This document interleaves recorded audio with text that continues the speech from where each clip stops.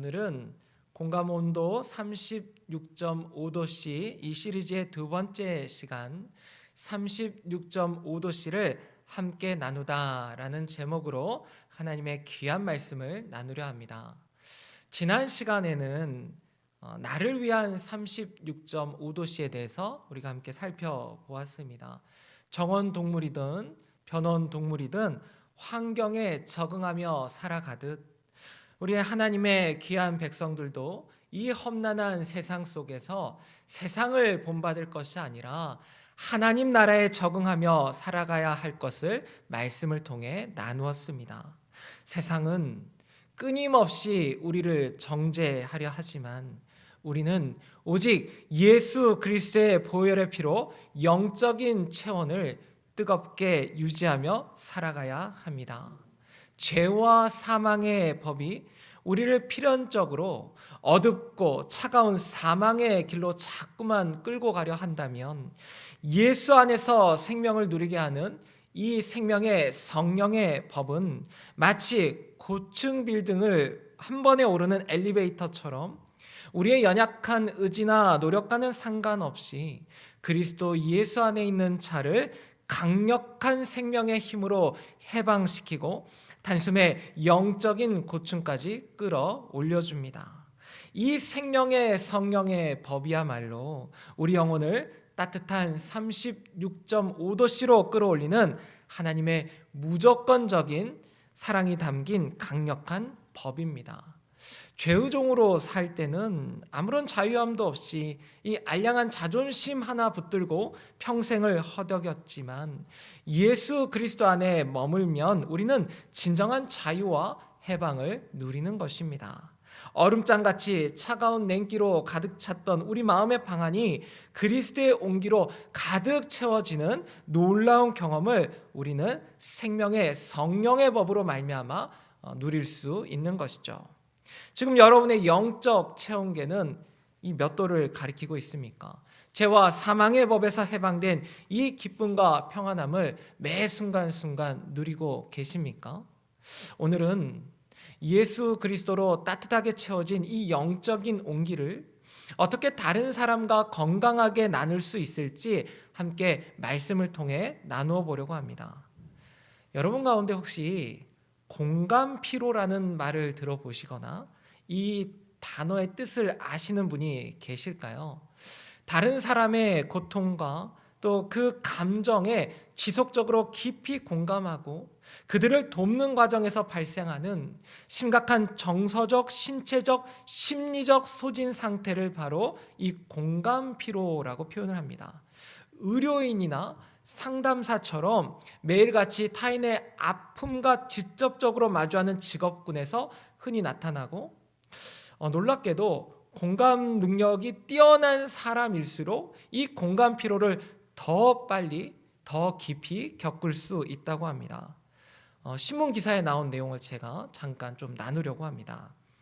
태평양 오지랖으로 통하는 윤민지 씨가 있었습니다. 가명입니다. 그녀는 친구들이나 회사 동료가 힘들다고 하소연하면 그 이야기가 자기 일처럼 마음 아파가지고 밤새 전화를 붙들고 들어주다가 다음날 회사에 지각한 적이 너무나도 많았다고 하죠. 다른 사람을 돕느라 정작 중요한 자신의 일을 끝내지 못해서 야근하는 날도 참 많았다고 합니다. 이 윤 씨는 아무리 바쁘고 피곤해도 누가 도와달라고 하면 이 거절하기 어려워가지고 그래? 그러면서 계속 들어준다는 거죠. 그러면 이제 가족들이 이런 얘기를 한다는 거예요. 야 민지야, 야 그러다가 네가 골병 든다. 그러니까 이 윤 씨는 뭐라고 하냐면 엄마 내가 피곤한 게 나아. 그러면서 계속해서 그 전화기를 붙들고 있다라는 거죠. 혹시 여러분 자녀나 손주 중에 이런 자녀들이 있습니까? 막 친구들이 전화를 하고 그 전화 때문에 자신의 일을 하지 못할 정도로 막 피로감을 느끼면서도 이렇게 전화를 받고 있는 그런 손주나 자녀들이 있는지요.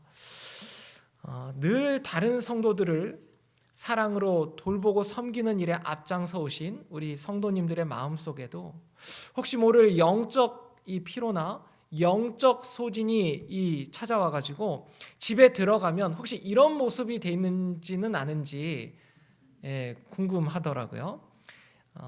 매일같이 이제 가정에서, 직장에서, 때로는 이제 헬스장이나 동호회 모임에서, 그리고 무엇보다 우리 교회에서 다른 사람에게 끊임없이 사랑의 온기를 전달해야 하는 우리에게 가장 중요한 것은 무엇일까요?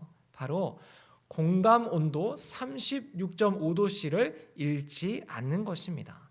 이 36.5도씨는 우리 몸의 건강한 신체 온도를 넘어서 하나님께서 우리에게 조건 없이 무한히 부어주신 풍성한 사랑과 깊은 평강이 만들어내는 건강하고 따뜻한 영적 체온의 상태를 나타냅니다.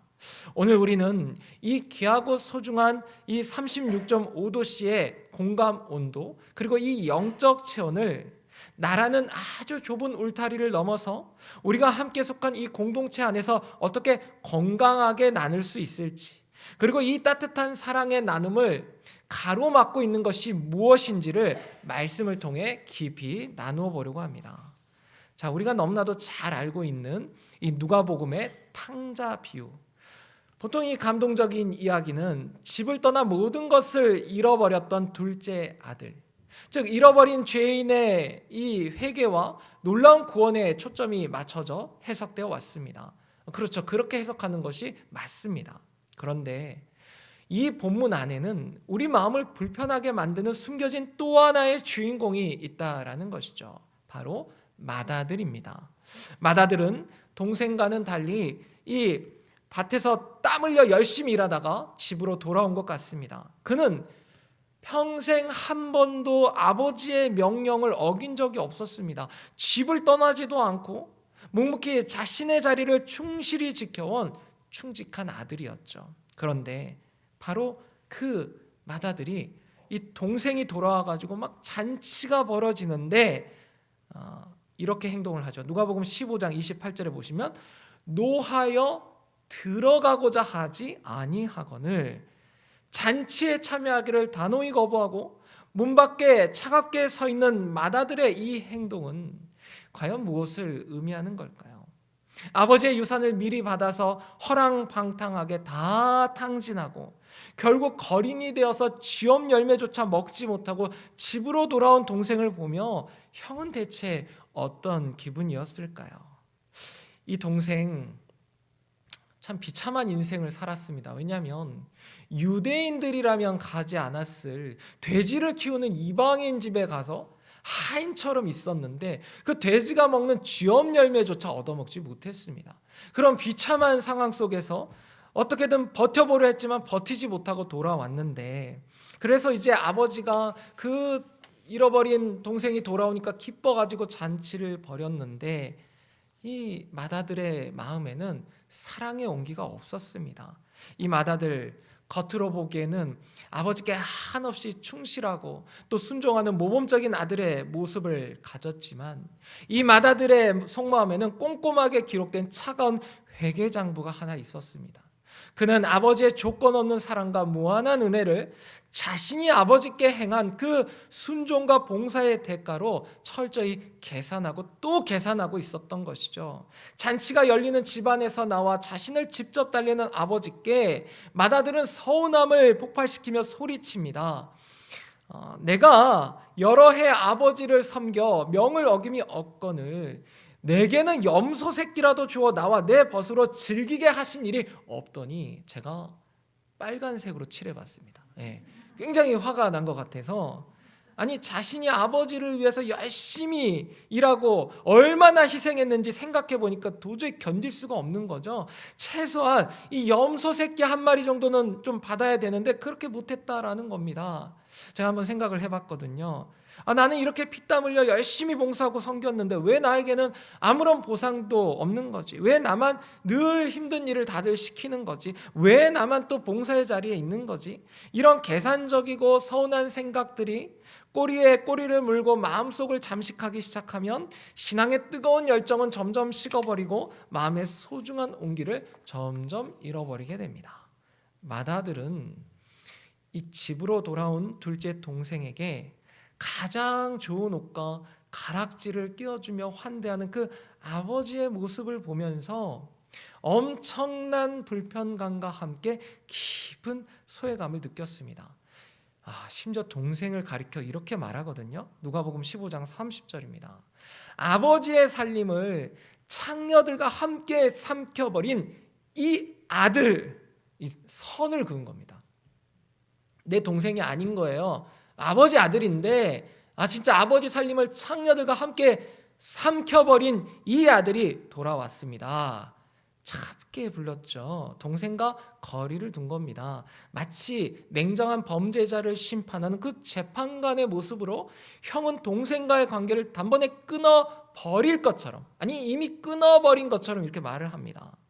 자, 전통적으로 탕자의 비유에 나오는 마다들은 당시 예수님을 율법으로 정죄하고 죽이려 했던 바리새인들의 위선과 교만을 상징하는 인물로 자주 해석되어 왔습니다. 물론 동의합니다. 그런데 영성신학자 헨리 나우에는 탕자의 비유에 대해 이런 이야기를 했습니다.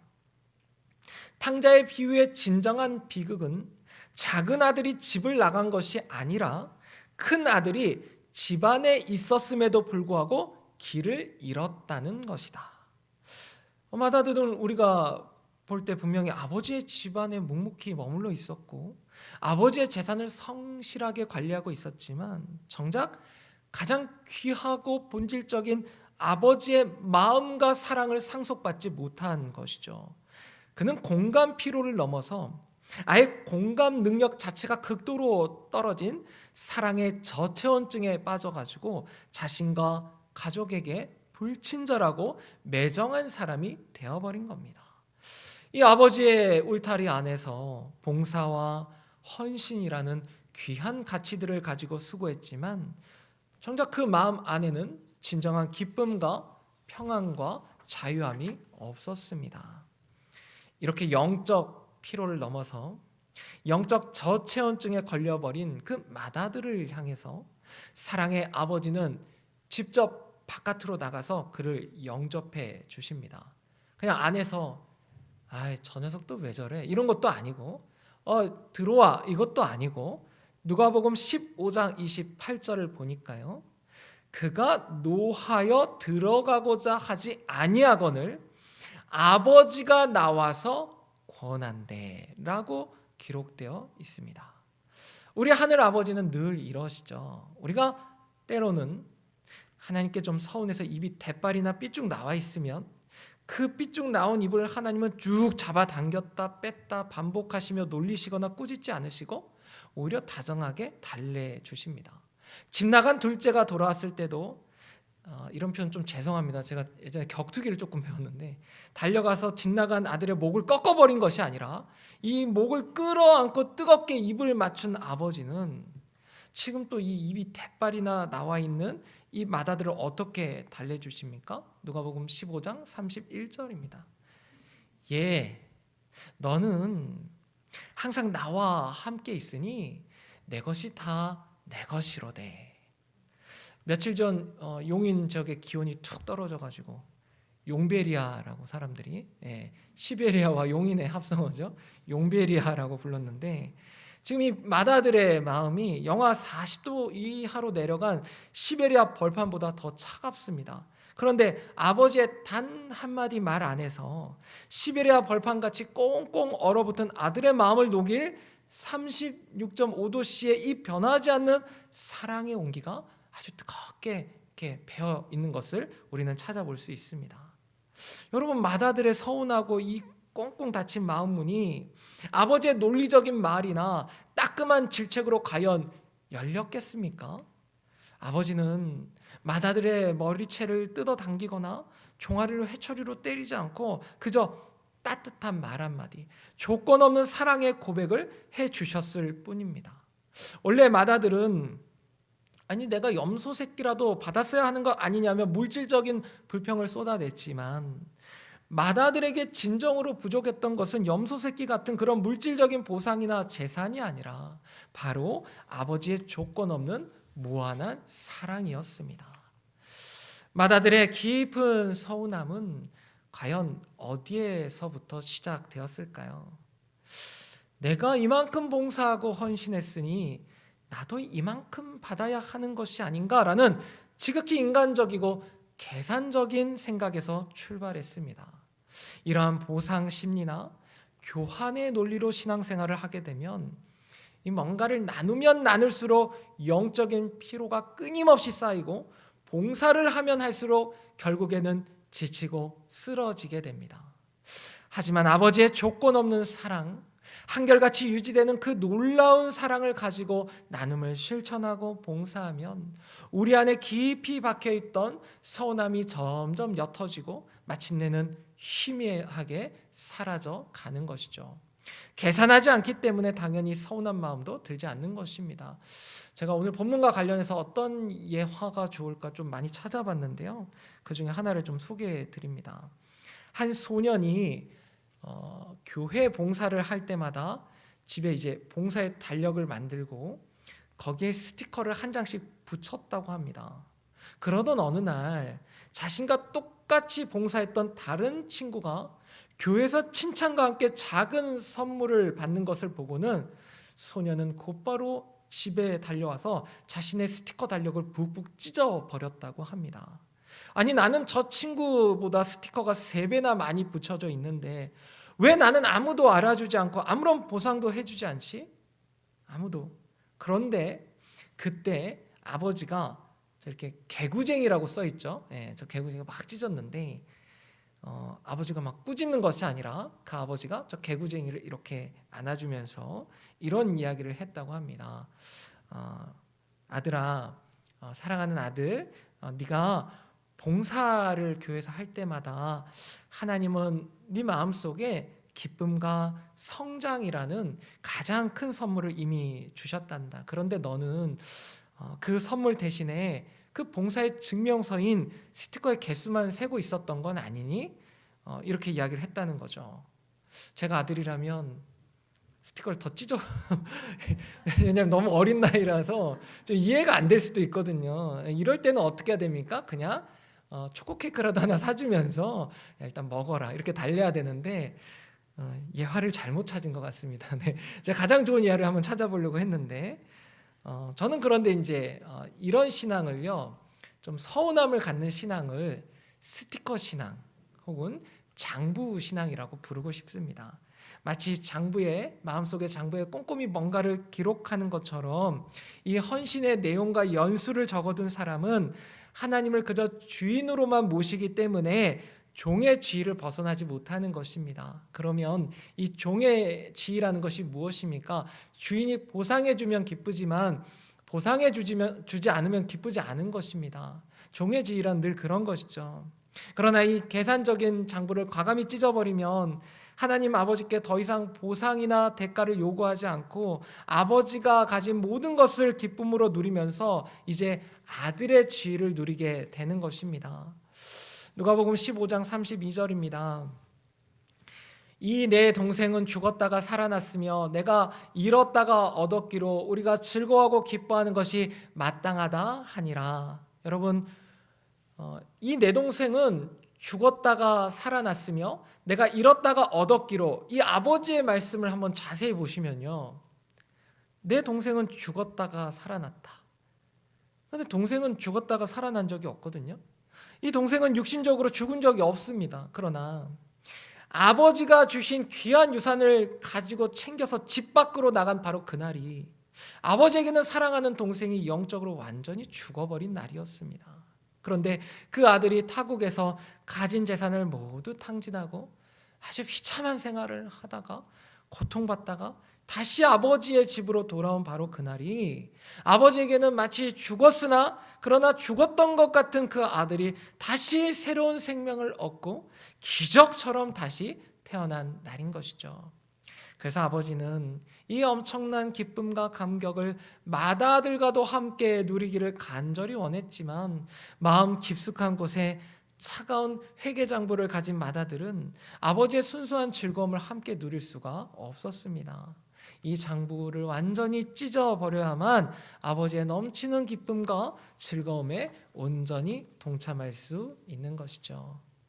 수요일 오전 귀한 시간을 내어 예배 자리로 나오신 성도 여러분, 오늘 우리는 탕자의 비유를 통해서 맏아들의 깊은 서운함이 단순한 불평에서 온 것이 아니라 아버지의 무조건적인 사랑을 자신의 공로와 맞바꾸려는 계산적인 마음에서 시작되었다라는 것을 깨달았습니다. 가정에서든 직장에서든 교회 안에서든 우리가 끊임없이 계산기를 두드리면 두드릴수록 답은 나오지 않습니다.